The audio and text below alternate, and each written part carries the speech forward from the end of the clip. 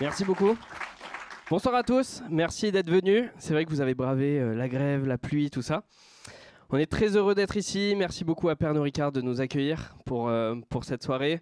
Merci beaucoup à DSF qui nous a beaucoup aidé sur l'organisation de ce meet-up, que ce soit pour trouver le lieu, pour nous aider, pour nous coacher. Donc un grand merci. Ce soir, on va pouvoir parler avec Catherine de comment on a amélioré chez Open Classrooms la collaboration entre les développeurs et les designers par l'intermédiaire des design tokens spécifiquement pour ce soir. Ce que je vous propose, donc, c'est de commencer par me présenter. Donc, moi, je m'appelle Christophe de Canteloup, je suis staff front-end engineer à Open Classrooms depuis 1 an et demi. Précédemment, j'ai créé aussi le design system du Crédit Agricole. J'ai eu l'occasion d'en auditer certains, donc ça fait un moment que j'ai pu travailler là-dessus. Et Catherine, c'est à toi. Yes. Et donc moi c'est Catherine, donc je travaille chez Open Classroom depuis plus de 4 ans, j'ai fait pas mal de tours dans les squads et depuis 1 an à peu près maintenant, je suis à 50% sur le design system et 50% sur des projets un peu plus de design ops. Voilà. Et donc on va rapidement vous présenter Open Classroom pour ceux qui ne connaissent pas. Donc on est un acteur majeur de la formation en ligne sur les métiers du numérique. On a une communauté de plus de 300 000 utilisateurs par mois à travers le monde. Et notre pédagogie est vraiment basée sur des projets professionnalisants menant à un diplôme ou une certification. Open Classroom, c'est pas une entreprise toute jeune, elle a à peu près plus de 20 ans, parce que c'est la continuité du site du zéro, pour ceux qui le connaissent. Donc vous pouvez imaginer qu'il y a du code qui est quand même plus ou moins vieux, et quand on s'attelle à des design tokens et on va vraiment fouiller dans les variables, il y a une legacy qu'il faut prendre en compte, et qui nous a bien occupé avec Christophe pendant ces mois-là. Et effectivement, donc, notre design system s'appelle Classify. Il existe depuis longtemps, on lui a donné un nom il y a à peu près 2 ans. Et voilà, donc on le documente doucement. Et le sujet des design tokens est arrivé quand Christophe nous a rejoint Open Classroom et a permis de poser les fondations de la migration du design system côté développement. Ce qui nous intéresse ce soir aussi, c'est de vous connaître, savoir qui est dans le public aujourd'hui. Et j'aimerais savoir qui sont les designers parmi vous tous. Est-ce que vous pouvez lever la main, s'il vous plaît? Wow, beaucoup. Ok. Est-ce qu'on a des développeurs dans la salle? Ah, c'est cool. Bravo. Est-ce qu'on a, hors développeurs et designers, est-ce qu'on a des personnes qui travaillent proche du design system? Ok, super. Ça nous permet de savoir un peu à qui on va parler ce soir. Est-ce qu'on a des utilisateurs d'un design system régulièrement ici ce soir? Levez la main, pareil. Est-ce que vous utilisez le design system? Ok. Est-ce qu'on a des contributeurs actifs pour le design system? Waouh, super. Et pour finir, qui est-ce qui a travaillé avec les design tokens? Qui a mis en place des design tokens, travaillé dessus? Ok. Très bien, très bien. Cette présentation, elle est arrivée parce que justement, ça nous est déjà tous arrivé de voir en fait que sur notre plateforme, on peut avoir 20 nuances de couleurs primaires de notre brand en fait différentes.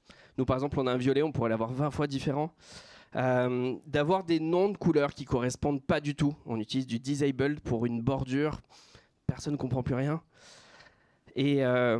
Et donc ce soir, on s'est dit, voilà, on va vous présenter un retour d'expérience, tout ce qu'on a mis en place depuis 1 an, comment ça s'est passé, des astuces pour vous, et que vous puissiez repartir avec des méthodologies et des façons de faire. Pour le planning de ce soir, on va avoir donc en premier un peu de théorie. On va vous parler de théorie parce qu'il en faut un petit peu. On va définir aussi comment faire une bonne nomenclature. En tout cas, c'est notre nomenclature aujourd'hui et on va vous la partager. On va expliquer également comment on s'est organisé sur Figma côté design. Et à l'issue de ces 2 parties, on va commencer une première session de questions. Comme ça, vous allez pouvoir nous poser des questions. On va garder 10 minutes pour ces questions-là. Ce qui permet après de continuer sur comment ça s'est passé au niveau de la formation des designers sur les design tokens. Et une dernière partie sur l'automatisation des design tokens entre le design et à la fin le produit qui est en production côté développement. Et à la fin, on aura qu'est-ce qu'on va faire par la suite chez Open Classrooms, l'évolution de tout ça. Catherine, je te laisse la parole. Yes, donc merci. Je vais vous présenter vraiment assez rapidement un petit rappel de l'Atomic Design et comment les tokens s'inscrivent là-dedans, sans trop rentrer dans les détails. Alors, les bases de l'Atomic Design.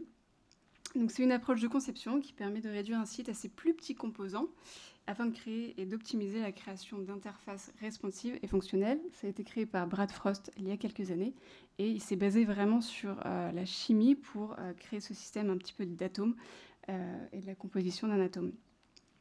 Un exemple assez concret, donc là, vous pouvez avoir sur votre site différents éléments, donc un avatar, une carte, un paragraphe, une section de titre, qui peuvent vivre assez facilement tout seuls. On peut aussi les assembler, en faire une molécule, ce que nous on a appelé la désignation d'un utilisateur.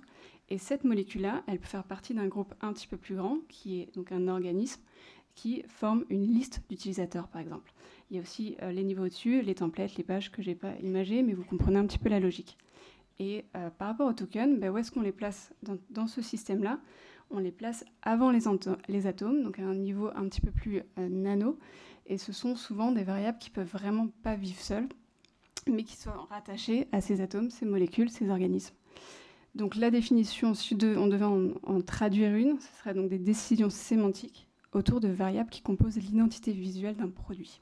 Donc si vous voyez l'exemple ici, la bordure, elle a une couleur, elle a une épaisseur, elle est espacée d'une certaine manière par rapport au carré, il y a le radius, etc. Donc tout ça, c'est des petites décisions qu'un designer ou qu'un développeur prend, consciemment ou non, et qui permettent, si on les documente bien avec les tokens, de s'inscrire dans une démarche beaucoup plus UX et beaucoup plus réfléchie de ce qu'on veut faire de toutes ces petites variables. Voilà. Et maintenant, je passe la parole à Christophe qui va vous expliquer un petit peu comment on a nommé et défini cette nomenclature. Merci. Donc, le nommage des design tokens, c'est quelque chose qui est finalement assez complexe. Au début, ça va vite, on arrive à les rédiger, et puis une fois qu'on en a beaucoup, on se retrouve bloqué. Ah bah c'est plus scalable, on n'arrive plus à créer ces tokens-là. Ça va nous arriver également d'avoir côté design, ça s'appelle error pour du rouge, et côté dev, ça s'appelle danger par habitude. Donc c'est super compliqué quand on va intégrer une maquette, on a beaucoup d'allers-retours. On a aussi ces problématiques de... On a appelé le white pour mettre du blanc. Moi, ça m'est déjà arrivé, je l'ai déjà vu plein de fois. Et c'est vrai qu'en fait, ce blanc, vu qu'on n'a pas fait de dark mode, des fois, on met blanc et on met du blanc de partout. Et ce qui est finalement assez compliqué quand on va vouloir modifier ces tokens-là et comme nous, on a dû le faire, passer d'un blanc à une autre couleur. Déjà, pour commencer, on scinde les tokens, la nomenclature, en deux catégories. Il y a la catégorie des options et la catégorie des décisions. Les options, en fait, il faut le voir comme toute la palette de couleurs qu'on a le droit d'utiliser. On a, par exemple, défini certaines couleurs, des tailles de weight qui sont autorisées. Et donc, c'est toutes les options possibles pour les designers pour ensuite créer des tokens où là, on va vraiment appliquer des décisions. Prenons un exemple.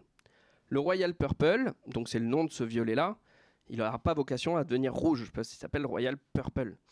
Donc ça, c'est une option. On a défini tout un tas d'options dans nos tokens d'options, toutes les couleurs autorisées.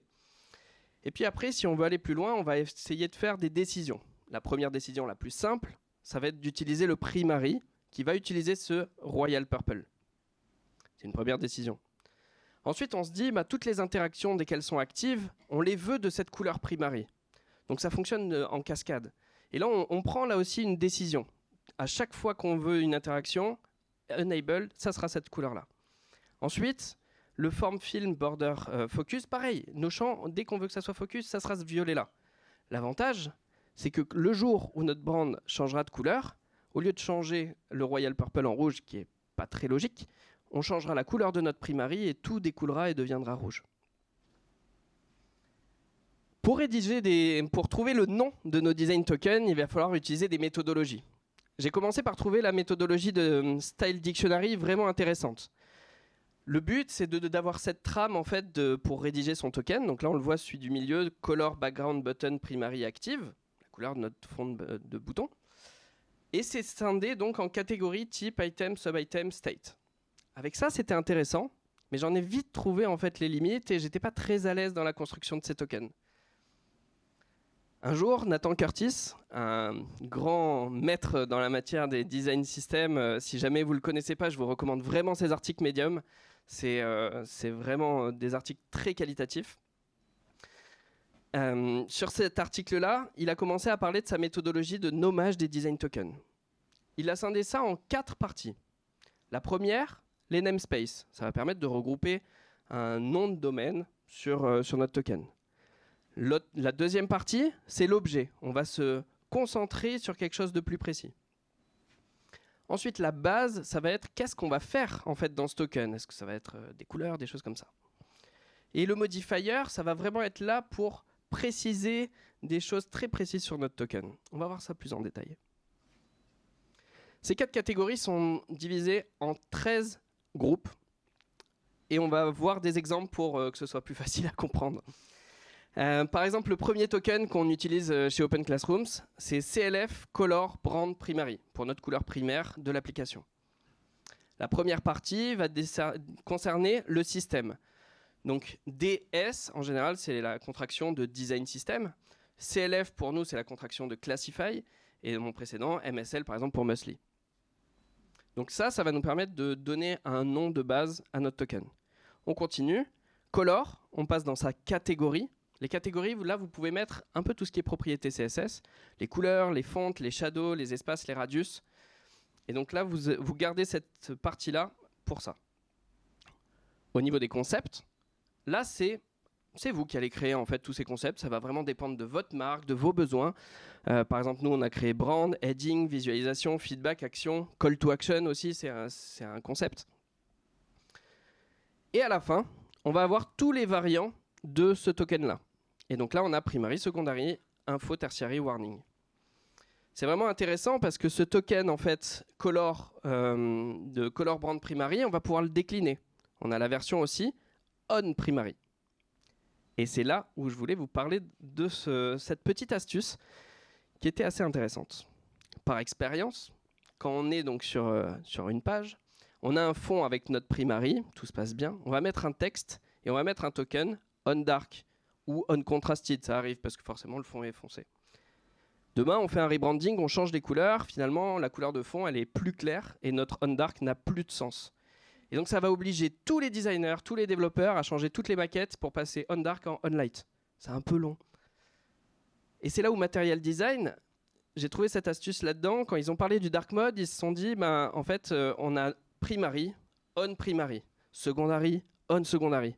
Et grâce à ça, ça va permettre de toujours avoir, uniquement en modifiant les tokens, le changement de couleur qui est adéquat. Petit exemple, si on met notre on primary maintenant sur le primary, on change de couleur, on change uniquement la valeur du token. Donc maintenant, notre fond est clair. Notre texte on primary, il est bien contrasté, il respecte l'accessibilité, il respecte toutes les guidelines. Et on est bon, on n'a rien demandé aux équipes de changer. Et là, on a gagné beaucoup de temps rien que pour ça. Continuons. Allons un peu plus loin, par exemple sur un token qui est sur on en parlait tout à l'heure, les fields, tous nos champs de formulaire, et on voudrait donc la border quand c'est focus. Là, on va pouvoir préciser notre token en choisissant un groupe, pardon. Et nous, on s'est dit, au lieu de le faire champ par champ, on va pas faire le select, l'input et tout ça, tous les champs de formulaire, ils ont la même couleur de bordure, ce qui fait gagner du temps. On peut le faire au niveau des notifications, on peut le faire, ça c'est libre cours à votre imagination. On continue, on va le spécifier au niveau du composant. Field. En fait, là, on peut le faire au niveau donc button, icon, label. Nous, justement, pour les formulaires, on a des couleurs pour le field en lui-même, le champ, et on a des couleurs pour le label qui, lui, va être différent en fonction des interactions. Quand on continue, donc, on va utiliser la propriété border. Et donc là, c'est la continuité en fait des propriétés CSS. Donc color background, donc background c'est la propriété. Border, size, letter spacing, weight. Et à la fin, on a encore une fois les states où on peut avoir active, disabled, enabled. Et là, vous décrivez vraiment tous les states. Grâce à ça, on peut créer des design tokens pour vos champs de formulaire selon tous les états possibles. Et il y en a. Partons sur un dernier exemple ici. On a donc CLF Font Weight M. c'est là où c'est intéressant de découper différemment les design tokens et de restreindre le choix des possibles. On a donc cette colonne qui s'appelle Scale, où là, vous allez pouvoir l'utiliser de plein de manières différentes. 1, 2, 3, 4 quand on a une suite logique. Alf, X, 1x, 2x, 3x quand on veut que ce soit proportionnel. Ça marche très très bien avec les espacements. On veut que ce soit toujours des multiples de 8 pixels des fois. Et ben donc 1x c'est 1 fois 8 pixels. 2x c'est 2 fois 8 pixels. 16 pixels. 100, 200, 300 c'est utilisé souvent pour les couleurs. SML c'est pour justement les tailles de t-shirt et restreindre le champ des possibles. J'ai pas parlé de cette partie-là, thème. On l'utilise pas, nous, dans les design tokens de chez Open Classrooms, mais ça pourrait être Ocean, Mountain, Sand. Il faut se dire, voilà, c'est un peu customiser votre interface. On a ensuite les domaines. Là aussi, on ne les utilise pas vraiment aujourd'hui, mais on pourrait faire très bien un thème pour les students, un thème pour le business. Ça pourrait exister. On a quelque chose qui s'est passé, en fait, chez nous. On s'est aperçu que l'ordre défini par Nathan Curtis, dans la réalité, que ce soit dans Figma ou dans notre code, bah finalement la catégorie elle est beaucoup mieux au tout début qu'en plein milieu.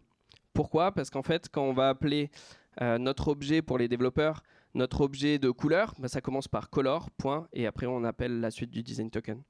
Pour Figma, eh ben, on va dans les couleurs et il y a déjà toutes les couleurs. Donc c'était redondant en fait de répéter la catégorie au milieu. D'autres petits exemples. Donc par exemple les spacings, j'en parlais tout à l'heure, on pourrait avoir donc 1x, 2x, 3x pour vos différents espaces. On peut avoir aussi au niveau des breakpoints, c'est intéressant de définir vos breakpoints, donc le S, le M, le L. Et après tout ça, vous allez me dire, et le dark mode dans tout ça, où est-ce qu'on le met ? On avait une dernière colonne qui était précisée dans la méthode de Nathan Curtis, c'était la colonne mode.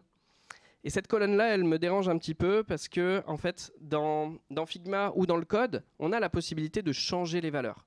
Donc ma recommandation, et en tout cas c'est ce qu'on applique chez nous, c'est plutôt de changer la valeur du token en gardant toujours notre brand primary, mais en mettant une autre couleur. Le main, le fond de notre layout, pareil, on le passe de blanc à noir. Et dans le code, on change les valeurs. Ce qui évite d'avoir des tokens avec marqué on light, on dark ou des choses comme ça. Donc c'est plutôt un peu plus pratique à ce niveau-là. Un exemple concret, donc là on a donc CLF Layout Background Main en Light Mode et on change de couleur pour le Dark Mode.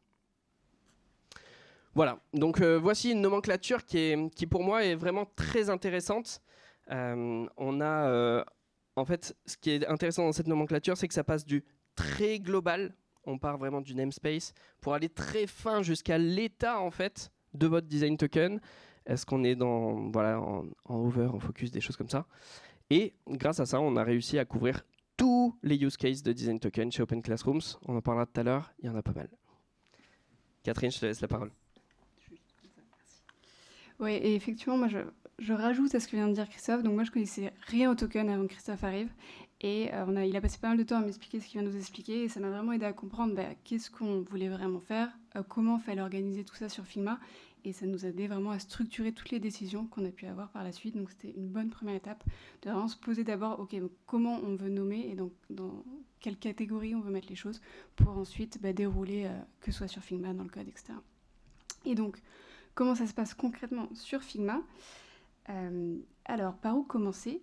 Donc on a fait un énorme travail d'audit, comme vous pouvez en douter, avant de commencer quoi que ce soit, sur quelles variables étaient utilisées où, que ce soit dans Figma, que ce soit dans le code, que ce soit donc, en prod, dans les maquettes de projet, dans les librairies actuelles. On a vraiment passé tout en revue au début pour essayer de comprendre comment c'était un petit peu construit aujourd'hui, même si moi je l'utilisais déjà pas mal, j'avais une bonne idée, mais au moins vraiment repartir de zéro, prendre un peu de recul et se réaliser l'ampleur du chantier. Et après prendre les bonnes décisions par rapport à la nomenclature que Christophe vient de vous décrire. Ça nous a permis aussi de voir aujourd'hui qu'est-ce qui marchait, qu'est-ce qui ne marchait pas dans la manière dont on appliquait les styles qu'on avait avant sur Figma et qu'est-ce qui était un peu trop global, qu'est-ce qu'il fallait spécifier. Et donc voilà, c'était vraiment le gros travail d'audit pour démarrer. Après, on s'est aussi demandé à quel point il faut rentrer dans les détails de certains tokens. Est-ce qu'il faut vraiment créer des tokens pour un usage hyper spécifique qui est vraiment qu'à un seul endroit de la plateforme ou on peut se permettre d'avoir des tokens un peu plus généraux. Et la réponse, elle est un peu oui et non. Ça dépend des cas, comme toujours. Par exemple, on a créé après coup un set de tokens entiers juste pour une barre d'action dans notre outil de visioconférence, parce qu'en fait, on a un peu pensé le truc, c'est soit on mettait les couleurs en dur, en fait, vraiment dans le code, parce que c'était vraiment que là, ou on essayait de jouer avec les tokens qu'on avait déjà, mais bon, sémantiquement, c'était un peu bancal, ou en fait, on crée un set de 14 tokens et on en rajoutait 14, et puis c'est pas grave, mais au moins, on a un truc qui est scalable, qui a du sens et qui peut être compris par tous. Donc, on a évidemment pris cette troisième option, donc là, ça vaut le coup dans ces cas-là. Un autre cas où on ne l'a pas fait, par exemple, c'est pour tous les overlays, les moments de hover dans les interactions de boutons qui sont déjà gérés un peu par Material UI, ce qu'on utilise. Donc c'est dit, on ne va pas créer un token pour une interaction qui est déjà gérée par le composant. Donc là, on a fait le choix de ne pas le faire spécifiquement pour ces petits états-là. Donc voilà, il y a du bon et du moins bon dans chaque cas. Et enfin, on s'est dit, quitte à mettre les mains dedans, qu'est-ce qu'on pourrait changer en plus avec cette fameuse Boy Scout Rule qui est très chère à notre CTO. C'est comment on pourrait faire passer des trucs qu'on veut passer depuis longtemps, qui sort du scope de squad à chaque fois. Et en fait, nous, on a les mains dedans et comment on peut le faire passer à notre niveau. Et donc, effectivement, vous le verrez après, on a supprimer des styles de texte entiers, parce qu'avant on avait une fonte différente en body sur mobile et desktop. Ça nous a permis de rationaliser tout ça et avoir la même fonte sur les deux cas. On a un peu rationalisé nos ombres, voilà, on a un peu fait un travail de fond, et la nomenclature nous a aussi pas mal aidé en disant voilà, quelle sémantique on donne à quel token et comment on peut harmoniser certaines choses. Donc ça nous a permis de vraiment tout mettre à plat. Et après maintenant, une fois qu'on a tout ça, il faut vraiment s'y mettre. Donc on embrasse cette fameuse cause token. Et ce qu'on a fait à l'époque, c'est qu'on a vraiment travaillé par usage. Donc c'est un travail assez méticuleux, mais au lieu de passer par page, on s'est dit, ok, dans les actions, qu'est-ce qu'on a, de quoi on a besoin, les formulaires, qu'est-ce qu'on a comme composants associés aux formulaires, et comment on peut plutôt, tout en étant assez proche de la nomenclature, travailler les tokens par catégorie et les peaufiner petit à petit pour éviter de s'éparpiller. Surtout, ça nous a fait gagner un petit peu de temps à ce niveau-là, de travailler par usage. Et évidemment, c'est d'innombrables discussions et tests pour trouver la bonne nomenclature pour chaque. Et ce qu'on avait fait avec Christophe à l'époque, c'est qu'on avait créé un Notion et on avait littéralement écrit tous les tokens qu'on voulait. Et sans visuel, vraiment juste les noms. Et puis on l'avait partagé un petit peu dans les équipes, avec le STO, avec certaines personnes de l'équipe design, des devs, des PO. Et on leur a demandé juste de lire les sémantiques et leur demander est-ce que vous les comprenez, est-ce que vous voyez le visuel qui va avec, est-ce que ça parle de soi-même. Et donc, ça nous a permis un peu d'affiner certains noms sémantiques qui étaient en fait pas assez poussés ou qui portaient à confusion. Et donc, voilà, ce petit travail de fourmi en collaboration avec d'autres gens nous a permis d'avoir une sémantique qui était donc un peu plus solide et un peu plus scalable. Et enfin, des changements contrôlés. Concrètement, ce que j'ai fait en Figma, une fois que ce Notion était clean, une fois qu'on était tous OK, j'ai pris vraiment des catégories de tokens par catégorie de tokens. Donc d'abord, les styles de texte, ensuite les couleurs, et donc j'ai créé à chaque fois une branche. J'ai changé tous les styles de texte, j'ai vérifié que les changements étaient bien OK sur toutes les librairies, je suis passée à la suivante, etc. Donc pour vraiment contrôler tous les changements et être sûr qu'on ne casse rien. Donc voilà pour la partie un peu méthodo. Et concrètement, qu'est-ce que ça a donné? Donc avant, on avait 56 styles de texte sur Figma, on est passé à 36 design tokens. Donc ce travail de rationalisation s'est surtout vu au niveau de la typo. Vous pouvez le voir ici, en fait, comme je vous disais tout à l'heure, on a supprimé des typos mobiles, on en a rajouté pour tous les formulaires, on a supprimé une typo marketing qui, en fait, nous sert à rien. Donc, on a vraiment pu rationaliser certaines choses. Et de créer des tokens de formulaires, ça nous a permis d'augmenter la taille des checkbox des mois après et que ce soit hyper simple et que ça a vraiment pris 2 secondes à Christophe de le faire, sans toucher au body, etc. Donc, c'est vraiment l'intérêt des tokens. Côté couleur, là, c'est radicalement différent. Voilà. On avait 75 styles de couleurs, mais on est passé à 234. Donc, design token, quand je dis design token, c'est vraiment des tokens de décision. Parce que pour les couleurs, ce qui est intéressant, c'est qu'en fait, les options dont vous parlez, Christophe, tout à l'heure, on les a réduites. Parce qu'en fait, en mettant tout à plat, toutes les couleurs qu'on avait, on s'est rendu compte qu'on avait des nuances de gris, des nuances de vert, des nuances de bleu qui étaient très très proches. Donc en fait, on a finalement réduit le nombre d'options de couleurs qu'on a dans la librairie. Mais par contre, l'usage qu'on en fait, les décisions qu'on en fait, on les a démultipliées pour avoir une UX et une sémantique beaucoup plus fine. On a créé des tokens pour la notion de progression, de layout.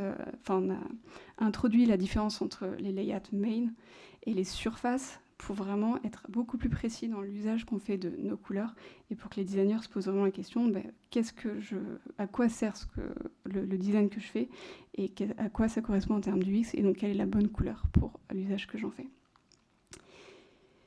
Les ombres rapidement, donc sur les chiffres ça change pas beaucoup, mais idem en fait là on a un petit peu rationalisé en termes d'options, le nombre d'options a baissé, on s'est un petit peu éloigné de matériel qu'on utilisait pas mal avant, et par contre côté décision on était beaucoup plus précis, un type d'ombre par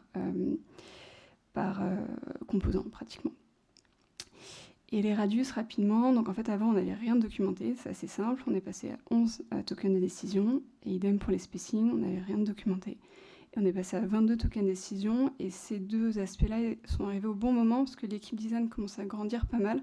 Et donc je commence à avoir pas mal de questions de quels sont nos guidelines par rapport au spacing, au radius, dans quel cas on utilise quoi. Et donc voilà, passer par les tokens, ça nous a permis vraiment de nous poser les bonnes questions, comprendre un peu ce qui se fait dans les différents endroits de la plateforme et pouvoir documenter et apporter des réponses assez précises aux designers. Ben voilà, maintenant les spacings c'est ça, les radius c'est ça, pour cet usage-là, cet usage-là, et apporter un peu plus de cohérence entre les designers qui étaient en train d'arriver.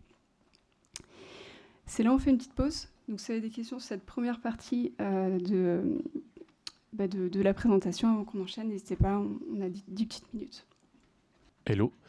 Du coup, moi j'ai une question. J'ai pas très bien compris comment le fait de passer du dark mode, enfin du light mode au dark mode avec les valeurs plutôt que les tokens était plus facile du coup que utiliser les tokens.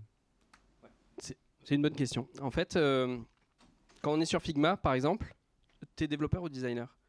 Ok. Quand on est sur Figma, on peut utiliser un plugin de theming, et à ce moment-là, en fait, les styles que tu retrouves dans Figma, tu peux très bien dire, bah, pour ce thème-là, ce style, il vaut blanc, et dans ce thème-là, le style, il vaut noir. Et donc, grâce à ça, tu gardes la même nomenclature, et ta maquette, quand tu vas changer de style, elle va passer de light mode à dark mode. Côté développeur, ça va se passer un petit peu pareil. On va exporter tous les styles en light mode, tous les styles en dark mode. Et après, nous, on a un système qui va permettre de switcher. Et l'interface, elle passe noir, blanc. Et on ne touche plus à la plateforme. Donc voilà. Du coup, c'est un thème, ouais. Du coup, on fait un thème, deux thèmes différents. Et on garde les mêmes noms de tokens. Si. En fait, tu n'utilises pas ça au niveau du naming? Non. Parce qu'en fait, dans la catégorie, il y avait domain, theme, domain. Donc, en fait, vous n'utilisez pas en tant que catégorie pour nommer le token, mais vous utilisez à part pour créer cette thèmification. C'est ça. Une fois qu'on a défini tous les tokens, juste on redéfinit les valeurs qu'il y aura dedans. Parce qu'en fait, sinon, ça fait un gros travail où il va falloir les nommer 2 fois. Ça rajoute une information qui, pour moi, en tout cas, sur Figma ou dans le code, ça apporte pas grand-chose et ça, au contraire, c'est plus compliqué. Et donc, tu as parlé des plugins. Est-ce que tu peux dévoiler les plugins que vous avez utilisés? Alors nous, on est en train de regarder les plugins pour le theming. On ne l'a pas appliqué sur Figma aujourd'hui.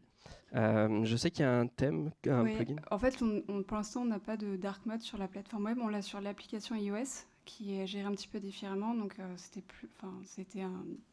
plus simple de d'abord l'installer sur le dark mode. Tout ça pour dire qu'on n'a pas encore cette problématique sur Figma de pouvoir passer facilement d'une maquette à l'autre, mais le jour où on l'aura, il y a effectivement des plugins, il y a Figma Token, il y en a d'autres où moi j'ai commencé un petit peu à regarder, mais ça fait partie des prochaines étapes de vraiment mieux rentrer dans ces plugins, comment on peut faciliter ce transfert, et les plugins permettent aussi de mettre d'autres tokens qui ne sont pas des styles sur Figma, notamment les radius, les spacing, etc.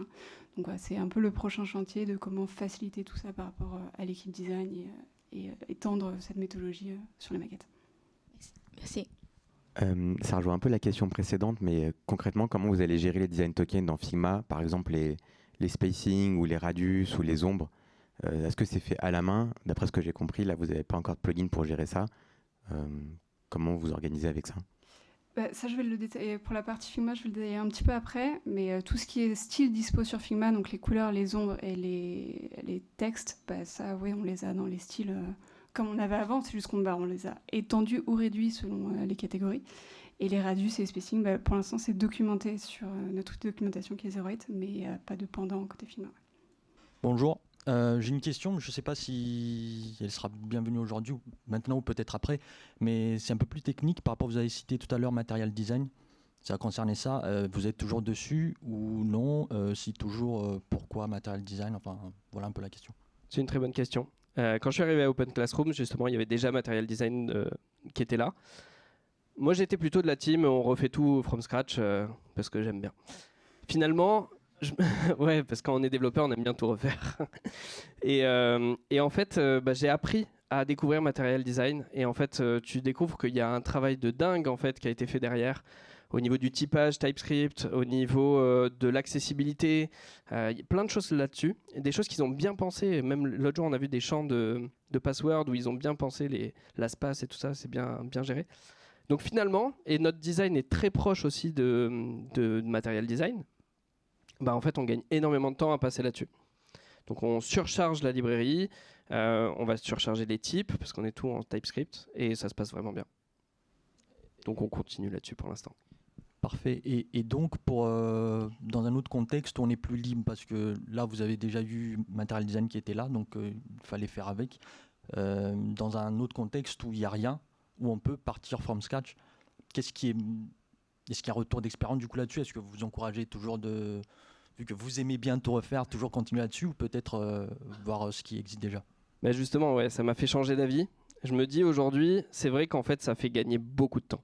S'il faut vraiment tout redéfinir, refaire un design system accessible avec toutes les fonctionnalités, il y a plusieurs manières. Soit on part de Material Design, qui permet aussi de faire des composants de base, c'est-à-dire qu'on peut avoir un composant, un bouton sans style complet, et on redéfinit tout le style nous-mêmes. On peut utiliser d'autres librairies en React qui permettent de gérer l'accessibilité, donc le squelette en fait du composant. Donc voilà, mais je repartirai plus from scratch complètement, à part si on a besoin juste d'un thème CSS, mais on s'aperçoit que ces librairies font gagner beaucoup de temps. Et dernière question, sur le cœur du Material Design, il est sur quelle technologie? Front, React. Angular, React, Vue? Ouais, on est full React, ouais. D'accord, ok. Merci. Merci à toi. Ouais, je vais juste prendre la main rapidement. J'avais une question qui est un peu plus, qui est pas forcément technique, mais plus KPI et résultat d'expérience. Parce que c'est une problématique qui me touche en ce moment. Comment vous mesurez l'amélioration, qu'elle soit technique ou d'optimisation des interfaces, premièrement? Et deuxièmement, est-ce que vous avez, je sais que vous êtes dédié au design system, vous n'êtes pas forcément dans la création, dans le retour d'expérience, mais est-ce que vous avez mesuré grâce à cette amélioration, une amélioration de l'expérience de manière globale? Et quels critères vous avez pu mettre en place pour récupérer ces données? Ouais, on a 2-3 chiffres qui viennent après. Okay. On est un peu au milieu de la présentation, donc on va en parler un petit peu après. Donc la partie comment tu embarques ton équipe design dans tout ça, comment tu monitores un peu l'usage qui est fait dans les maquettes. Donc on partagera ça après. Et pour répondre plus globalement à ta question, la première partie c'était sur l'optimisation des maquettes, des écrans. Oui, du code en fait, en gros, grosso modo du site ou de l'application en fait. Ouais. Okay. Ouais. Oui, en fait, ce qui s'est passé au niveau du code, là où on en simplifié, on en reparlera après, c'est vraiment comment on a pu parler le même langage entre les designers, les développeurs, on est main dans la main. Et le retour qu'on a eu il y a peu de temps, des développeurs qui sont super contents, que maintenant on n'a plus qu'à copier la couleur, enfin le token dans Figma, et on le colle dans le code, et ça marche du premier coup. Et ça, c'est cool. Ouais, enfin, c'était plus en termes de... Enfin, je parlais plus en termes de fluidité de navigation, par exemple. D'optimisation de temps de chargement, ouais, l'expérience, ou même en termes de... je sais pas si je suis assez clair. En fait, nous, donc c'est un projet qui date d'il y a 1 an. Le gros du travail a été fait mars-avril dernier. Et on n'a pas changé radicalement la tête du site. Si tu veux. On a vraiment travaillé derrière pour cleaner tout ça, pour migrer tranquillement tous les tokens dans le nouveau storybook, etc. Mais ça n'a pas, du jour au lendemain, le site n'a pas changé du tout. Par contre, plus tard, quelques mois après, en septembre, on va en parler un petit peu après, on a fait un rebranding. Et là, tout le travail qu'on avait fait sur les tokens nous a permis d'accélérer beaucoup plus vite ce travail-là, parce que tout était déjà en place et en fait, on a juste changé des données. Et là, du jour au lendemain, tu peux avoir un site qui bascule de tête assez rapidement, quoi. Je sais pas si ça répond toujours à ta question, j'ai pas l'impression. Non, mais parce qu'en fait, je travaille déjà sur un design system, c'est pour ça que je pose la question, en fait. Mais c'est pas grave. On en parlera après, si tu veux. Ouais. Merci. Merci à toi. On prend une dernière et on enchaîne. Ouais. Il y aura du temps après encore pour les questions. Bonsoir, merci pour cette première partie. Je suis lead design system chez Orange France et justement on va attaquer cette question des design tokens. On doit gérer Orange, Soch, le Light, le Dark Mode, mais aussi des sous-domaines, les outils métiers, la TV. Et je me pose la question, est-ce qu'un modèle type de nomenclature pour tous les tokens fonctionne vraiment pour du multimarque sans avoir besoin de retoucher des variables parce qu'il y a des choix de DA complètement différents d'une marque à l'autre? Dans la théorie, j'ai l'impression que ça a l'air de fonctionner. J'ai vu plein de démos où effectivement en un clic on change de marque. Mais vraiment, je me demande si c'est aussi simple que ça. Parce que quand vous en avez parlé un peu tout à l'heure, je me dis déjà pour une marque ça a l'air un peu coton. Mais voilà, quand il y a des choix de direction artistique différentes, je pense que c'est peut-être pas aussi simple. Je sais pas si vous avez un Rex par rapport à ça. Oui, on a travaillé chez Crédit Agricole à l'époque, on travaillait sur du multi-theming justement. On avait 5 thèmes différents. Et justement, en fait, quand on réfléchit les tokens sans parler du produit, on est vraiment sur du concret. En fait, on peut garder la même nomenclature et faire, si tu as 10 thèmes différents à faire, tu laisses les 10 thèmes. Et c'est vraiment intéressant, on y a pensé nous pour nos cours. Par exemple, les cours ont des domaines différents avec des couleurs différentes. Le concept qu'on aimerait mettre bientôt, c'est que ton composant, si tu le mets dans une page de cours de développement, il est bleu. Si tu le mets dans un cours de design, il est rose. Parce qu'en fait, la couleur primary va changer avec la couleur primaire du cours. Et donc, si tu veux faire du multibrand, je te recommande vraiment cette méthode-là parce qu'elle va te permettre d'avoir quelque chose d'assez abstrait, en te disant toujours, je pense pas à Orange, mes clients ou des choses comme ça, mais plutôt, il faut que ça puisse fonctionner dans tous les cas. Les champs de formulaire, tous ces composants-là, ça marchera dans tous les cas. Et après, tu déclines et comme ça, tes Figma, ça marche aussi. Ok. Exactement pareil. En fait, finalement, Dark Mode, Light Mode, c'est juste 2 thèmes différents. Si on a 2 brands, on fait 4 thèmes. 2 fois un Light Mode, un Dark Mode, un Light Mode, un Dark Mode. Non, c'était plus dans le sens, pardon. Si tu fais un choix sur le form en état actif, tu veux que la border soit primary. Enfin, si tu remontes, peut-être que dans une autre DA, c'est peut-être pas, c'est pas le primary que tu vas appeler. C'est ça que je voulais dire. Oui, d'accord. Ça te forcera à faire des choix. Mais en fait, tu peux le tester assez facilement sur un Figma, sur un Notion. Tu prends 2-3 composants et tu fais des tests, puis tu vois jusqu'où tu peux aller et à quel point c'est. Ok. Ouais, ça va te contraindre un peu. En fait, tu vas te dire en fait, on peut tout faire pareil, quoi. Oui, tout à fait. Oui. Mais souvent, ça te force à prendre du recul et te dire, est-ce que c'est si grave de voir 2 trucs différents? Peut-être pas. Ou alors, quand tu as une contrainte de multibrand, tu le réfléchis effectivement multibrand et non pas juste sur une marque et te dire juste je vais décliner parce que je pense que tu vas avoir des problématiques ou des fois ça va peut-être pas coller, je sais pas.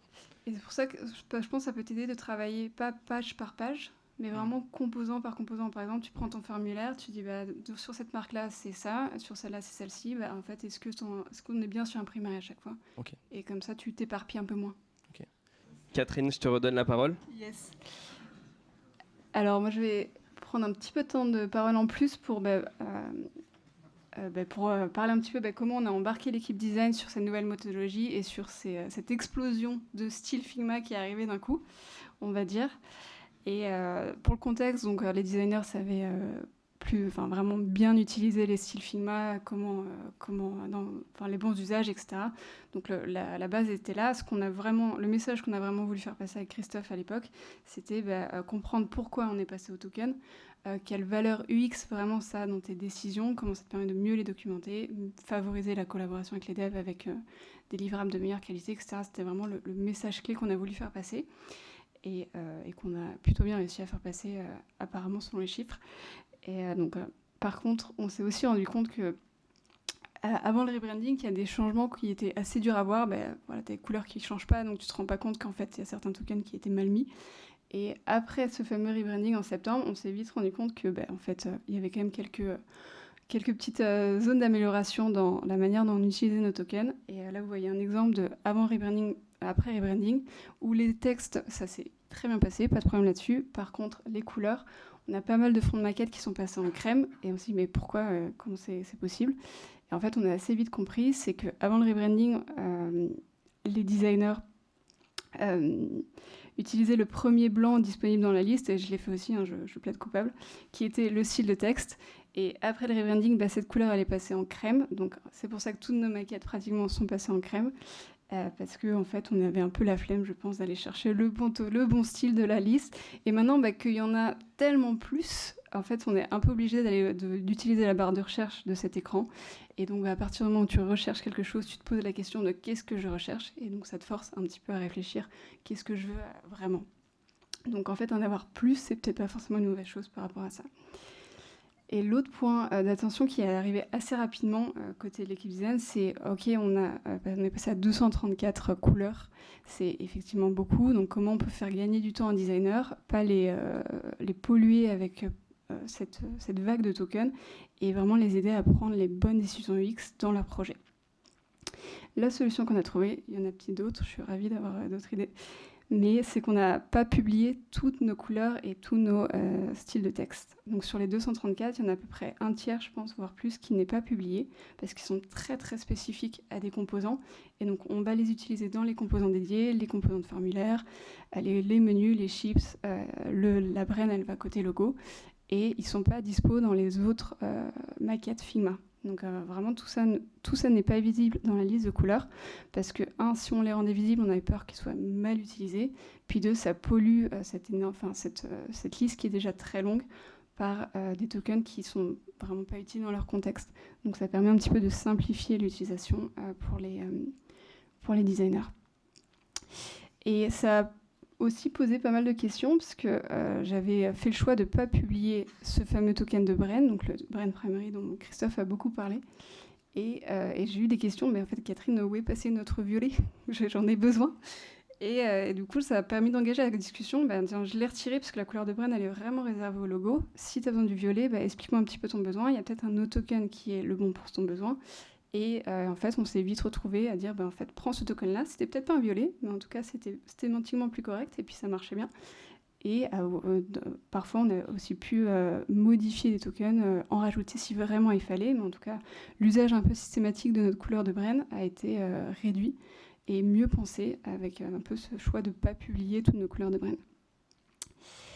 Et un autre exemple où là, par contre, on a été un peu trop motivé à supprimer à pas les mettre à dispo les tokens, c'est par exemple le Interaction Enable et Interaction Selected. On les avait pas publiés parce que c'était très réservé aux boutons. Et en fait, on s'est vite rendu compte qu'on en avait besoin pour les hyperliens. On a fait les choses trop vite, donc on les a republiés, remis à disposition pour ce type d'usages qui sont nécessaires pour les designers.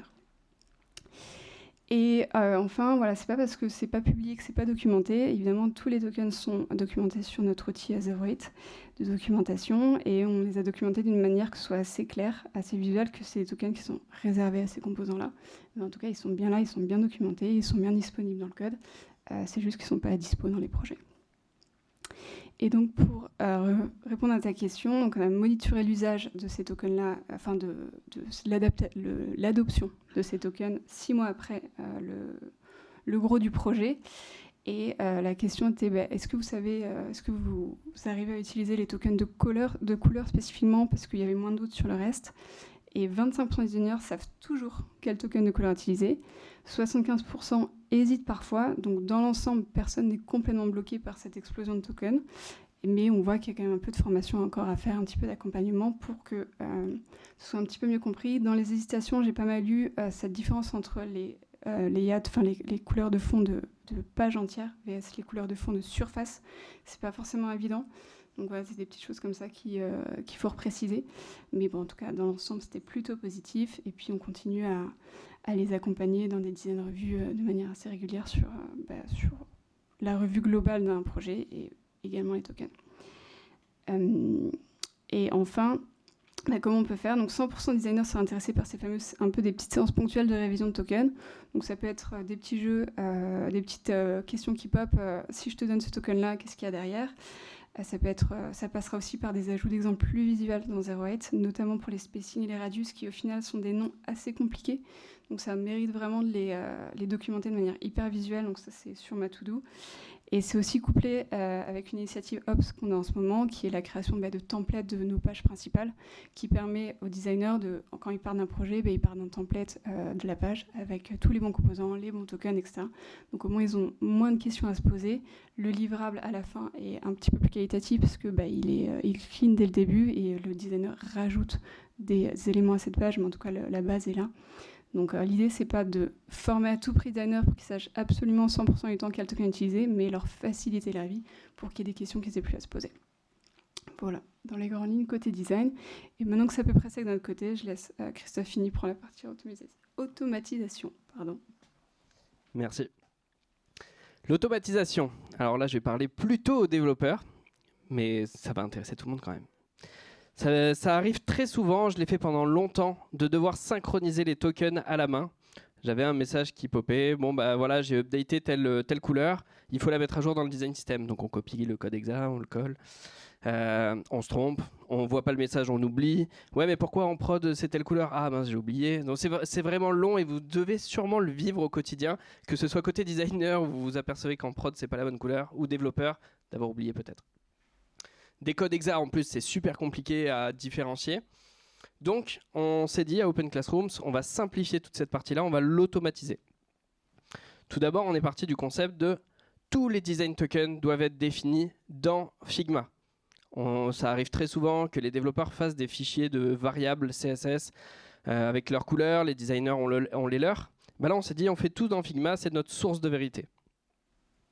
Ensuite, Figma, on le couple avec notre 08. 08, c'est notre plateforme de documentation, qui est comme celle-ci. C'est une plateforme qui nous permet de documenter tous nos composants, de les synchroniser avec Figma, de vraiment avoir une source de vérité pour les utilisateurs du design system. Et dans 08, il y a un plugin qui est vraiment super intéressant, c'est la possibilité d'avoir tous les design tokens sous un format JSON. Donc c'est-à-dire que ça va synchroniser automatiquement et on va pouvoir récupérer cette information-là. Pour information, cette info a été générée par Style Dictionary. On y vient après. Une fois qu'on a tout dans 08, ce qu'il va falloir faire, c'est récupérer ces infos et les traiter dans un script. Ce script, on a fait comment? En première étape, donc, on définit tous les fichiers à télécharger. Donc on a des liens de 08 qu'on va télécharger pour synchroniser nos tokens. Ensuite, on va utiliser la librairie Style Dictionary. C'est une librairie qui a été créée par Amazon et qui permet justement de transformer les design tokens. Comment ça se passe? On a notre fichier JSON en entrée, celui qu'on a vu sur 08. On envoie tout ça dans Style Dictionary et une fois qu'on build, en fait, il va nous permettre de générer une version JS, une version TS, une version CSS, une version Swift. Et on peut le faire donc pour iOS, Android, on fait tout d'un coup. Comme ça, on est sûr que quand on update les tokens, on update ça pour tout le monde.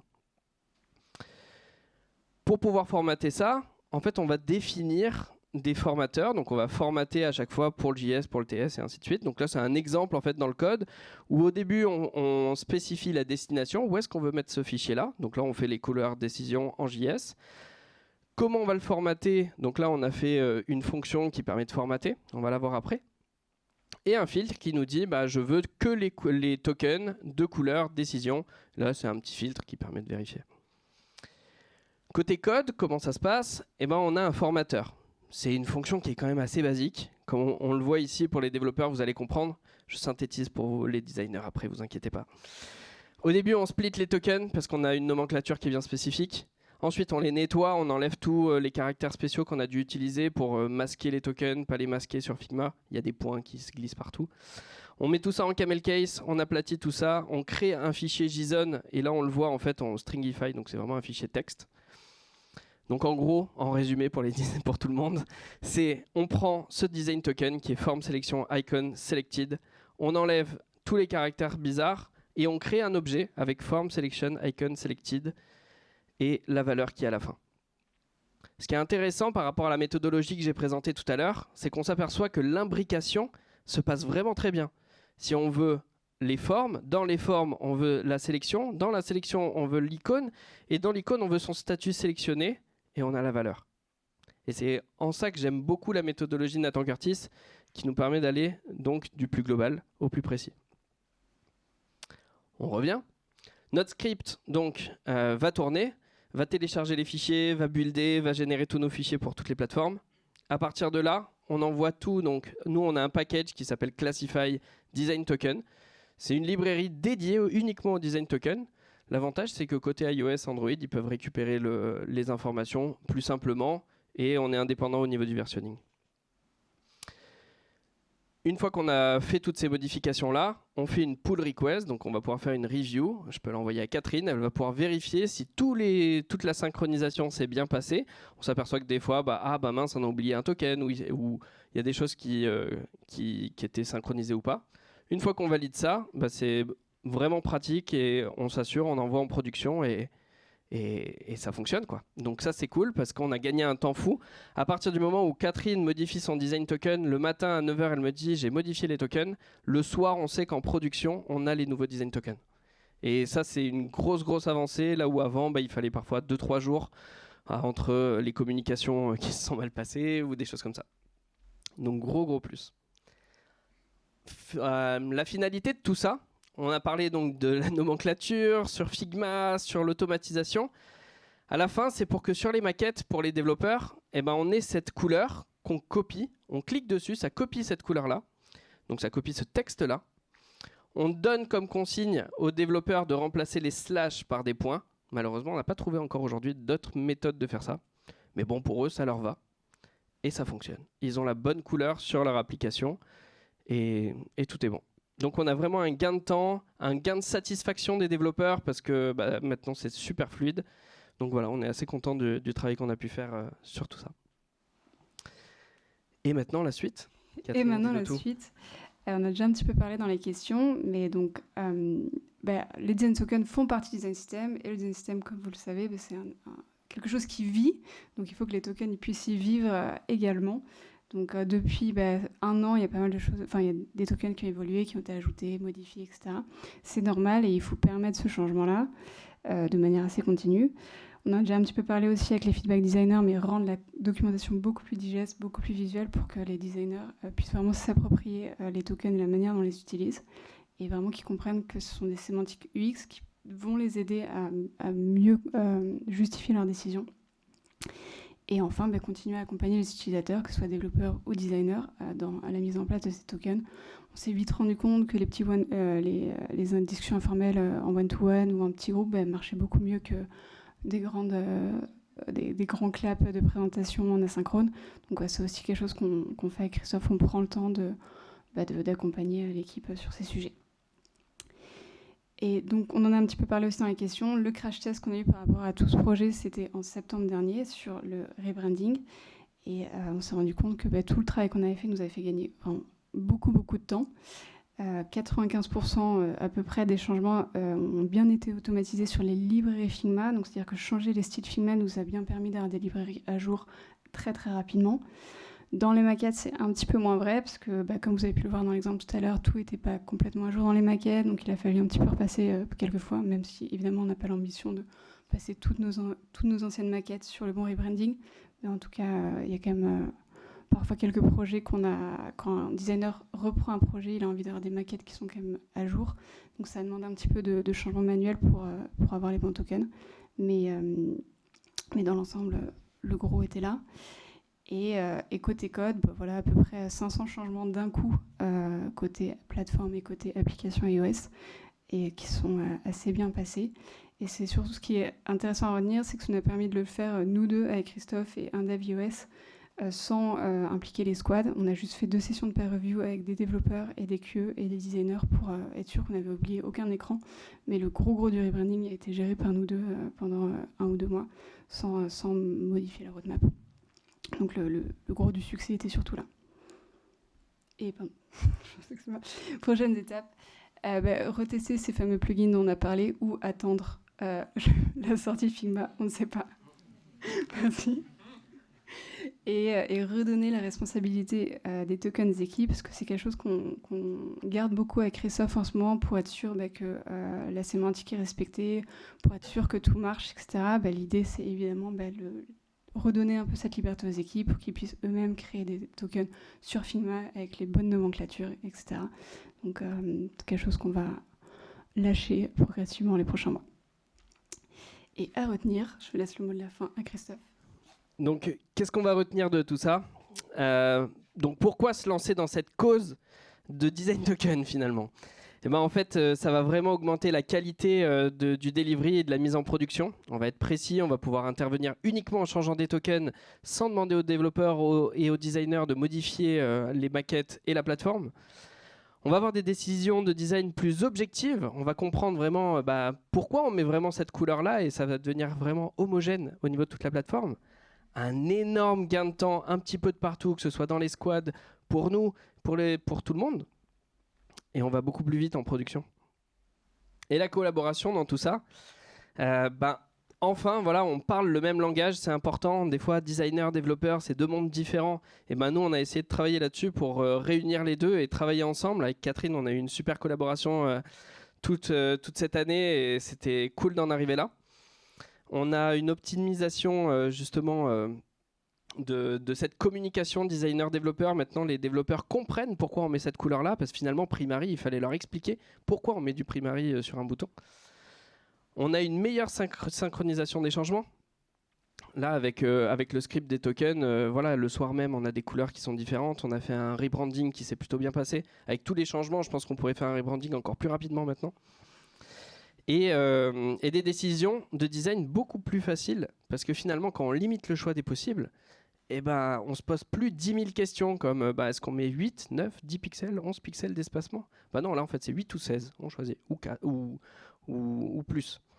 Donc voilà, c'est vraiment tout un travail qui est important dans notre quotidien.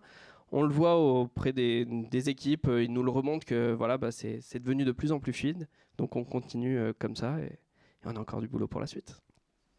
En tout cas, merci beaucoup pour votre attention.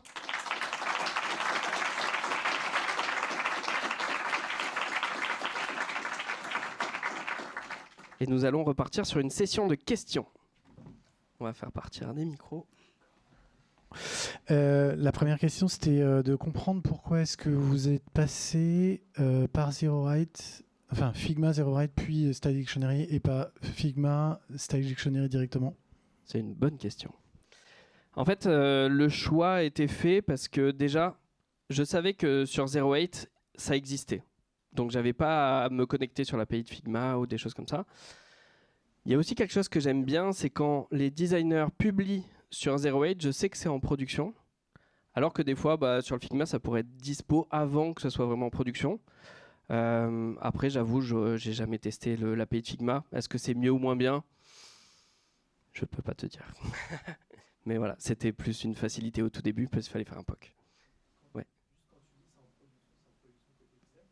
Oui, en fait, c'est-à-dire que quand il va y avoir un changement... Enfin, vas-y. Ouais, en fait, si on le documente sur ZeroWrite, c'est que c'est vraiment validé de partout et ZeroWrite pour nous c'est la dernière étape. Donc quand ça arrive sur ZeroWrite, c'est sûr, c'est celui-là, la couleur va pas changer demain, quoi.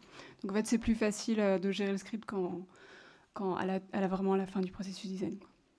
Oui, t'as raison. C'est pas réellement en production, effectivement. T'as raison. Parce que sinon, ton automatisation, ça arrive. Ouais.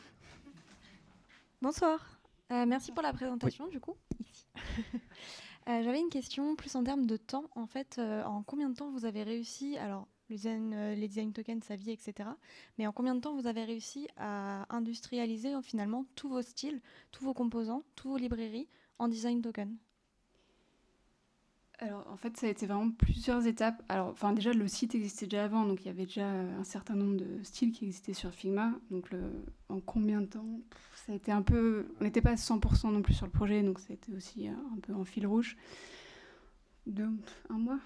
Ouais, je pense qu'après il y avait mois. une bonne base aussi, on ne partait pas de rien. Il y avait déjà des variables, donc après on a pu migrer assez rapidement. Le rebranding, ça a été un gros coup d'accélérateur parce qu'on a pu nettoyer dans le code. Une chose dont on n'a pas parlé, c'est aussi comment on passe des anciens tokens aux nouveaux tokens. Et là, la méthode qu'on a utilisée, c'est de les déprécier. C'est-à-dire qu'ils existent toujours, les anciens tokens, mais ils sont marqués comme dépréciés. Dans le code, on leur dit, attention, celui-là, il ne faut plus l'utiliser, avec des linters. Mais en tout cas, et comme ça permet de faire la transition tranquille et avec la Boy Scout Rule, c'est-à-dire que quand on travaille sur une page, on remet à jour les nouveaux tokens et puis petit à petit, c'est l'équipe qui fait cette transition avec nous. Et ça, c'est pratique. En fait, ce qui nous a vraiment pris le plus de temps, c'est ce fameux Notion. On a posé, enfin bon, l'audit évidemment de tout comprendre, et surtout vraiment se poser sur Notion et nommer tout, le faire relire, parce qu'en fait, une fois que tu as ton Notion, une fois que ta branche Figma, tu la fais vite, quoi. Tu te mets une journée dessus, tu fermes Slack, tu fermes tout, tu fais que ça de la journée, et tu le plies assez rapidement. Et pour le rebranding, ce qui a pris beaucoup de temps, c'est pas tant changer les tokens, c'est du temps j'ai passé avec un autre designer pour prendre la nouvelle palette de couleurs et faire des essais pour trouver les bons switches de couleurs, tu vois. Et ça, c'est indépendamment des tokens en soi, parce qu'une fois, idem que tu as les bons switches, tes bonnes couleurs, le changement sur Figma, il se fait rapidement, quoi. Merci. Du coup, moi, j'ai 2 questions. La première est d'ordre méthodologique, la deuxième tech. Première, en fait, méthodologiquement, pour faire la nomenclature, est-ce que vous êtes passé par la méthode de la pyramide d'abstraction ou pas? Parce que j'avais l'impression qu'il y avait un mélange entre des tokens sémantiques et des tokens composants dans ce que vous proposiez justement sur Figma. Alors, qu'entends-tu par pyramide d'abstraction? Le truc où en fait on considère que d'abord c'est ce que toi t'appelais une option, puis une décision, mais décision sémantique, puis décision composant. Ah oui, ouais. Il y a un peu de ça en fait. On a fait les options. Elles ont toutes nos options en termes de couleurs, c'est des noms, Royal Purple, des noms comme ça. Au niveau de toutes les tailles d'espacement et tout ça, c'est des tailles de t-shirt. On a défini tout ça. À partir de là, on a fait des tokens décisions plus globaux, un peu comme Primary et des choses comme ça. Et puis après, on est rentré comme Catherine l'expliquait, composant par composant, on est parti dans les formulaires, on a écarté tout ça, on a pris qu'est-ce qu'il nous faut, les labels, les fields, et on est rentré en fait dans le sujet petit à petit. Ok, merci. Deuxième question, c'est par rapport à la nomenclature, ou enfin plutôt à l'usage des composants, des variables côté tech. Est-ce que du coup vous considérez la règle du W3C d'intégrer la typologie du token dans l'objet token, ou vous le considérez par la nomenclature globale? C'est une bonne question où je sais pas quoi te répondre. Nous, en fait, on a défini les noms côté design et on est resté là-dessus. C'est vrai que j'ai pas pris le temps de regarder côté W3C. Après, il n'y a pas vraiment de... Enfin, je sais qu'il y a une communauté qui travaille beaucoup sur les design tokens. On ne s'est pas basé là-dessus du tout. Pour l'instant, on a travaillé dans notre coin, on a avancé plutôt de façon pragmatique. Et donc voilà. Merci. Et c'est une bonne remarque, je creuserai le sujet. J'avais une question en termes de release et de versionning de la librairie que vous utilisez et que vous utilisez cross-platform, c'est ça? Entre iOS, Android, etc. Du coup, comment ça se passe? Est-ce qu'à chaque fois qu'il y a un nouveau design token, on met une nouvelle version de la lib et du coup, toutes les plateformes intègrent la nouvelle version de la lib, ou comment ça se passe, quoi? Alors, côté web, oui. En fait, côté web, on fait une nouvelle release avec majeur, mineur et fixe, si jamais. Donc là, dès que ça se synchronise, les tokens, en plus, ils partent en production parce qu'on est en monorepo et à partir de là, tout part en prod. Côté iOS, on triche un petit peu. On n'a pas encore trouvé un flow ultra automatisé. J'envoie un message au développeur iOS et je lui dis j'ai mis à jour les tokens, ou alors il le voit dans Slack. Et lui va prendre le fichier qui a été généré, il le met dans la partie iOS. Lui a refait un script en plus pour que ça soit vraiment codé en Swift comme lui il en a besoin. Et on va travailler par la suite pour le mettre dans le script de façon définitive. Ok. Mais du coup, c'est du copier-coller de fichiers. Le fichier c'est complet, pas vraiment un genre de package qui est partagé. Alors, c'est un package NPM en fait. Ok, ouais. Donc en fait, côté Swift, en fait, il le récupère pas. Par contre, l'avantage, c'est que lui, il le clone sur son ordi, ouais. Et il récupère juste le fichier. Donc il s'est fait un script, j'imagine, qui copie-colle. Ok, c'est clair. Ouais, versionning. Côté design, Figma a son propre versionning. Donc dès qu'on fait des changements, on les fait via des branches, et quand on merge la branche, on décrit les changements de cette branche-là. Donc tu peux facilement retrouver aussi l'historique de ce qui a été fait sur Figma, et ça m'a bien servi d'ailleurs pour cette présentation, parce que j'ai pu retrouver le avant-après assez facilement grâce à ce versionning qui a été nommé. Donc, il a fallu revenir très longtemps en arrière, mais ouais. Avec le micro, ce sera mieux pour le... Non, nous on a un versionning en fait qui est spécifique pour la tech et il y a un versionning qui est spécifique pour le design, parce qu'en fait, le versionning, il est impératif de le garder au plus proche de ce qui se passe vraiment dans la librairie. Donc si on fait une modification, le versionning change, mais si c'est que le design, ça ne changera pas. Yes, je me permets, j'ai une question pour toi, Christophe, Oui. en particulier, je pense. Tu disais que tu aimais bien reprendre from scratch, qui n'aime pas ça d'ailleurs. Et tu disais aussi que tu as une expérience dans l'Audi. Est-ce que tu t'es déjà confronté à un espace, un environnement avec un bon gros legacy, on va dire, et assez peu de vélocité, et tu avais, j'imagine, toujours l'idée, toi, de porter le token. Est-ce que tu as déjà été confronté à ce genre d'environnement, pardon? Et si oui, est-ce que tu as réussi à prendre le problème par un bout? Comment tu as travaillé peut-être sur un sujet de sensibilisation, notamment? Oui, si j'ai bien compris, en fait, c'est comment en fait, vendre la mise en place des design tokens en interne. C'est mieux dit, c'est exactement ça. Bah, c'était pour être sûr d'avoir compris. Comment ça s'est passé? Oui, effectivement, c'est vrai que j'ai déjà été confronté à ça, où au début, il y avait des variables côté développeur, mais pas tant que ça. Et puis en fait, on a remonté très souvent, il y a des désynchronisations tout le temps. Les couleurs, si jamais... En fait, ce qui est vraiment marquant, c'est on veut faire une nouvelle brand, par exemple. On parlait de multi-theming tout à l'heure. Ça prend combien de temps? 6 mois. Ok, on fait pas. Donc on refait tout from scratch. Et j'ai déjà vu justement on duplique le design system et on refait tout from scratch.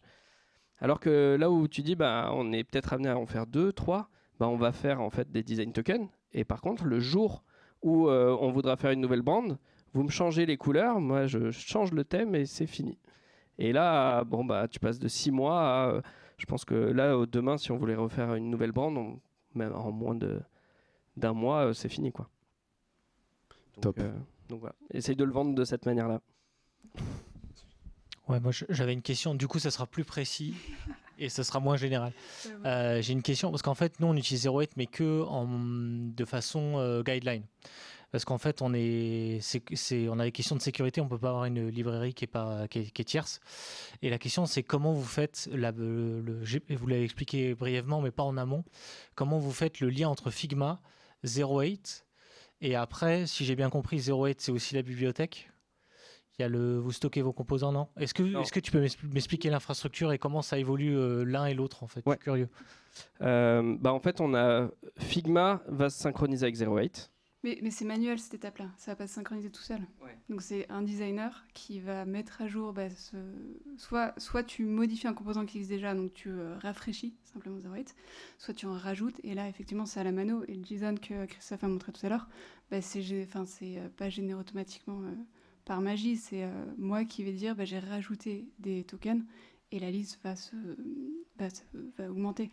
Mais il y a quand même une phase un peu manuelle pour faire la jonction Figma et 08. Ouais, tu as vraiment un bouton où tu cliques et tu dois faire synchroniser les styles Figma. À partir de là, donc on a ce fichier JSON qui est fourni en fait avec une URL, donc on peut le télécharger. C'est ce que je présentais tout à l'heure. Et après, on a un script qui est là, c'est vraiment du code, où là on va lancer, télécharger et faire cette librairie-là. Cette librairie-là, elle est disponible sur GitHub et sur nos serveurs en NPM. Il faut aussi que ton 08 il soit publié à jour, parce que le script de Christophe il marche que quand sur un peu le site public, donc il faut aussi que le designer crée une nouvelle version de 08 pour que le token soit à dispo et puisse partir dans le script. Donc il y a quand même des petites étapes manuelles qui sont en fait un peu la fin de notre process design par rapport à la mise à jour de composants général et pas forcément des tokens. Et c'est là où je disais tout à l'heure, une fois que c'est sur 08, pour moi, Catherine a validé. Et donc, moi, je peux lancer mon script. Je suis sûr que si c'est sur 08, elle a tout vérifié et c'est tout bon. Ouais, désolé, moi j'avais une petite question existentielle et très d'actualité. Est-ce que vous utilisez ChatGPT pour optimiser votre design system? Ah. Je dis ça parce que nous, on l'utilise. Donc, pour créer les tokens, on s'en est inspiré. C'est intéressant d'en parler. Je voulais me chauffer pour la conf en me disant, est-ce que j'arriverai à générer un prompt qui permettrait de générer les tokens que je vous ai présentés tout à l'heure? On peut se chauffer et un jour on l'envoie sur DSF, on peut le faire. Mais c'est vrai qu'on l'a pas vraiment fait. Toute la nomenclature c'était pré-ChatGPT. Et donc le gros était fait, mais effectivement maintenant c'est des choses qu'il faut ce serait génial d'arriver à mettre toute cette nomenclature et cette logique dans le ChatGPT pour simplifier. Et dans cette fameuse prochaine étape de responsabiliser les designers, en fait, s'il y a un ChatGPT qui peut les aider, c'est encore mieux, quoi. Donc, à voir. En tout cas, très curieux d'en parler tout à l'heure. Ça existe déjà. Il y a un article où il montre justement la génération. Moi, j'ai pas vraiment de question, c'est plus une vision philosophique que je me fais depuis quelques temps. On pourra en parler à l'apéro. Tu parlais tout à l'heure, faire évoluer, ça prend 6 mois, on va refaire from scratch, ça va plus vite. On parlait de ChatGPT et de l'intelligence artificielle. Et ça fait 5 ans que je travaille dans le domaine, donc on peut peut-être parler pour ce type de sujet, de seniorité, mais je me pensais déjà avant les tokens qu'on commençait à tous faire la même chose. C'est vrai, on regarde les design systems en ligne, en fait, on fait le travail tous, voilà. Mais et en fait, je trouve que l'arrivée des tokens, c'est vraiment l'aboutissement de la standardisation ultime des design systems. Et je me demande si l'avenir, donc je parlais d'intelligence artificielle, si demain Adobe/Figma nous sort une solution qui permet de rentrer la typo, les couleurs primaires, et quelques éléments comme ça, tu génères, comme tu l'as dit, en 5 minutes, tu as un design system. Et donc voilà, c'est plus une réflexion philosophique, d'autant plus que dans mon contexte, on a la chance d'avoir un directeur de création, ou il a malchance, je ne sais pas aujourd'hui, mais où en fait, il passe son temps à me dire le design system ne porte pas la DA d'une marque. Et c'est vrai qu'on fait des choix mathématiques de la matrice, et où lui te dit, il est plus dans le feeling, et il n'est pas d'accord. Et enfin bref. Donc voilà, si on peut en parler tout à l'heure, en étant bourré, c'est cool. Ok, ça marche. Il y a la précision. Il y a une petite attente sur l'apéro, visiblement. Voilà. J'ai plusieurs questions, j'en ai précisément 5. Je ne sais pas si je les lance maintenant ou après.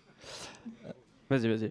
Merci. Donc je vais commencer par la première qui peut-être va alléger un peu les suites. Vous parlez plus de design token et moins de design system. Après, il y a Classify aussi. Mais vous avez plus exposé le design token aujourd'hui. Vous avez un design system ? Oui, aujourd'hui on a un design system. Côté dev, on est à plus de 70 composants développés. On continue à le faire, qui sont disponibles en React, basés sur Material UI. Côté design...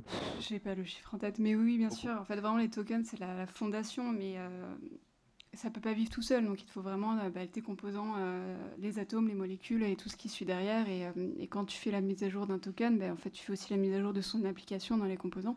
Et tout vit ensemble. Et en fait, tu ne vas pas non plus changer un token pour le plaisir de changer un token. Tu le fais parce que ton design system évolue, que tu as un nouveau projet qui fait que ton token doit évoluer, ou que tu dois en créer un. Et donc, c'est intimement lié au reste de ton design system. Ouais. Du coup, en répondant oui au design system, vous ne pouvez pas échapper aux suites des questions, je suis désolé. Comment vous consommez le design system du coup ? Comment vous le consommez sur par exemple l'Open Classroom, le site ou public, les cours, comment il est réutilisé, En fait, on a donc l'application est développée en React. À partir de là, les développeurs, ils ont 3 librairies aujourd'hui à disposition. Les composants core, qui sont les composants les plus globaux, les composants de marketing, qui vont plutôt promouvoir nos produits, et les composants product, qui sont vraiment spécifiques à notre corps de métier, donc les cours, les vidéos, des choses comme ça. J'ai un dernier qui concerne plus le design token. Ok. Par rapport à... Il y a Tailwind qui existe, et d'après les nomenclatures que j'ai vues, ça s'en rapproche. Pourquoi ne pas l'avoir considéré dans... Ou peut-être ça a été considéré, pourquoi pas maintenu. Après, il y a Material Design aussi, mais voilà, une petite question. Voilà. Tu as répondu. En fait, c'est la contrainte qu'on avait. Donc, on utilise Material UI. Material UI, il y a une librairie donc, faite par rapport au Material Design. Il y a déjà un theming qui est inclus dedans. On utilise aujourd'hui du JSS, plutôt des style components. Et donc, le thème est forcément des variables JavaScript. Donc, on n'utilise pas Tailwind aujourd'hui. C'est surtout ça. Oui, j'ai l'impression que vous avez énormément de tokens, énormément. Et je me disais, est-ce que vous avez une contrainte de votre côté, une limite dans la création de tokens, notamment pour la gestion pour les utilisateurs Non, il n'y a pas vraiment de limite fixe. Ce qu'on a fait effectivement pour ne pas envahir les designers dans Figma, c'est on ne les a pas tous publiés. Donc vraiment, ce qu'on a mis à dispo dans les différents projets Figma, c'est les tokens qui peuvent vivre va pas vivre seul, c'est pas le bon mot, mais que tu peux appliquer à un fond, à des choses que toi, dans tes projets, tu peux avoir besoin en créant des choses. Mais par exemple, tous les tokens qui sont associés aux boutons, aux chips, etc., bah, ils sont pas accessibles quand tu es sur ton projet parce qu'ils sont pas publiés. Et donc ça t'enlève un peu ce poids en tant que designer de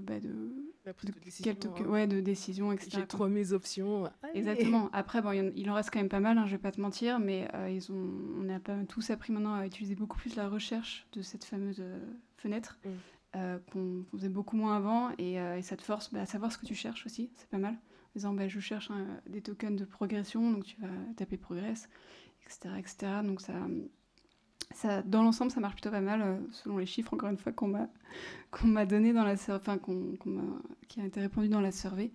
Et voilà, personne n'est trop bloqué encore. Mais oui, effectivement, moi, c'était un de mes premiers points d'alerte en disant, là, on est en train d'en créer 1 million. Comment on va faire côté Figma? Et en fait, ça se goupille plutôt bien. Très bien. Allez. Juste rapido, c'est sur les tokens. Ça me paraît démesuré. Enfin, je me rends pas compte de comment fonctionne le design de votre site, mais j'appelle ça des variables dans ma tête. Appelons ça des tokens ou des variables. Ça me paraît vraiment, en termes de style et de design, ça me paraît vraiment colossal. 266. En fait, il y en a beaucoup côté couleur parce que, comme Christophe l'a un peu mentionné tout à l'heure, on a donc des catégories de cours et de formations qui ont leur set de couleurs. Donc en fait, tu as 4 couleurs fois le nombre de catégories qu'on a qui sont assez spécifiques à notre métier. Donc en fait, si tu prends juste les tokens qui sont liés à ce qu'on a appelé l'app, donc tout ce qui est un peu core, etc., il y en a quand même, on est sur un nombre un peu plus raisonnable. Mais en fait, je pense qu'on en rajoute bien 50 juste pour le plaisir d'avoir des différents domaines. Ok, merci. Puis on a aussi, en fait, on a beaucoup de tokens, mais on s'aperçoit que finalement, on a tous les states en fait. Disabled, active, over, focus, tous ces trucs-là, ça fait déjà x5. Donc il y a beaucoup de cas où le bouton, le formulaire et des choses comme ça. Et puis grâce à la recherche et à tout ça, ça va plutôt vite. Et surtout, on s'est aperçu que le jour où on veut modifier des informations au niveau du formulaire, on casse pas tout et on cible vraiment les parties qu'on veut. Donc quand vous créez des design tokens, posez-vous bien la question à quel point je dois être spécifique, à quel point je veux en fait impacter la plateforme. Impacter tous les fields, c'est vachement top, c'est global. Impacter que le select, c'est peut-être un peu trop précis. Donc il faut trouver le juste milieu et toujours se dire, est-ce que ça mérite d'avoir la main sur ce changement-là ou pas? Vas-y. Est-ce que vous avez étudié la possibilité d'utiliser les alias pour les design tokens, pour avoir des design tokens, 2 design tokens par exemple? Ouais. On l'avait évoqué. En vrai, c'est top, c'est trop bien. Et c'est un peu ce que je présentais au début, les tokens décision avec Primary, et ça découle et tout ça. Étant donné qu'on a choisi d'avoir sur Figma la source de vérité, en fait, on ne peut pas vraiment le faire. Je ne sais pas si sur Figma, finalement, on pourrait arriver à faire ces alias. Avec des plugins. Il y a un plugin Token Studio qui gère ça, c'est bien. Enfin, il y en a plusieurs d'ailleurs. Ouais, il faudrait peut-être voir alors de ce côté-là. C'est vrai que c'est top parce que si côté design, tu changes le primary et il y a tout qui change, c'est gagné. Exact. Allez, je crois que tu as la primeur de la dernière. Ok, bonjour et merci beaucoup pour la présentation. Et félicitations pour votre travail sur les design tokens. J'imagine qu'aujourd'hui vous avez du recul sur ce que vous avez fait. Est-ce qu'il y a des étapes sur lesquelles vous seriez revenu justement avec ce recul-là pour faire les choses un peu différemment? Et j'ai une deuxième question, est-ce qu'il y a des conseils que vous prodigueriez à des personnes, designers, développeurs, par rapport à votre travail justement, qui voudraient s'aborder sur un chantier pareil? Alors j'ai une réponse pour la deuxième partie. La première, ça viendra peut-être. En tout cas, moi, ce qui a été assez dur pour moi au tout début, quand Christophe arrive avec cette nomenclature, c'était de... j'ai essayé de le caser avec l'existant qu'on avait déjà, etc. Je me faisais un peu des nœuds au cerveau et en fait, j'ai tout oublié et puis je suis un peu repartie de zéro à ce niveau-là et ça a permis de beaucoup plus dérouler, de repartir vraiment composant par composant en disant oui, en fait, donc ce composant il est composé de ça, on va avoir besoin de ces tokens-là et oublier ce qui existe déjà et ça tu le gères. Tu es bien obligé d'y penser quand tu fais vraiment les changements sur Figma, mais sur la partie vraiment... création de ta nomenclature, tu l'oublies un peu, tu prends du recul et ça te fait gagner un peu de temps et un peu moins de nœuds au cerveau au début. Ça m'a pas mal aidé. Pour la première partie de la question, est-ce que tu as des billes? On a fait tout ça très très bien. Non, bien sûr, c'est perfectible. Peut-être qu'on l'a fait un peu en fil rouge d'autres choses. peut-être qu'on aurait gagné un petit peu plus de temps en vraiment faisant que ça pendant X semaines et moins revenir sur des choses. On aurait été peut-être un peu plus efficace. On aurait pu trouver aussi, mais c'est encore d'actualité, hein, de trouver des moyens de nettoyer un peu la plateforme de tous les tokens qui sont legacy, parce qu'il en reste encore des centaines qui sont appliqués. Côté les conseils, c'est vrai que redémarrer d'une feuille blanche, c'est bien. Se dire, c'est pas grave, on repart from scratch, on fait les deprecated, donc c'est-à-dire ils existent toujours, tout le monde peut les utiliser, mais on repart avec les nouveaux et on repart sur une nouvelle base. Il y aura forcément une phase de cohabitation, mais finalement elle est nécessaire et elle va faire gagner du temps aux créations des nouvelles pages, plutôt que d'essayer de cohabiter l'existant, et c'est vrai que ça c'est assez compliqué. Les KPI, un sujet qu'on abordait tout à l'heure, ça serait intéressant aussi de les mettre plus tôt. On les a toujours pas mis les KPI. On a beaucoup de KPI sur les composants, mais on n'a pas de KPI sur les tokens. Il va falloir travailler dessus. Ouais, et Figma n'a pas d'analytics sur les tokens non plus, donc ça n'aide pas. Peut-être une nouvelle feature. Donc voilà, et après vraiment se prendre du recul et se challenger en se disant, voilà, vraiment, est-ce qu'on a vraiment besoin d'être aussi précis ou voilà, faut pas être trop global parce que sinon en fait on se retrouve vite fait à faut pas avoir peur d'en faire plein parce que c'est horrible de mettre une couleur disabled pour une bordure. Appelons-la bordure. C'est vachement mieux. Et en fait, ça va donner vachement de sens aux développeurs et puis même le développeur va permettre aussi de faire un double check. Si jamais il voit qu'il y a un disable sur une bordure, il peut dire hey, attention, il y a un problème sur cette maquette. On corrige le problème et ça se passe bien, c'est cool. Ouais. Puis ouais, accompagner tout du long, pas avoir peur de tout casser. Et voilà, il y a un peu de... Il y a quand même pas mal de passages de balai après les changements Figma, mais dans l'ensemble, ça se passe bien. Merci beaucoup. Merci à vous. Merci à vous. Merci beaucoup.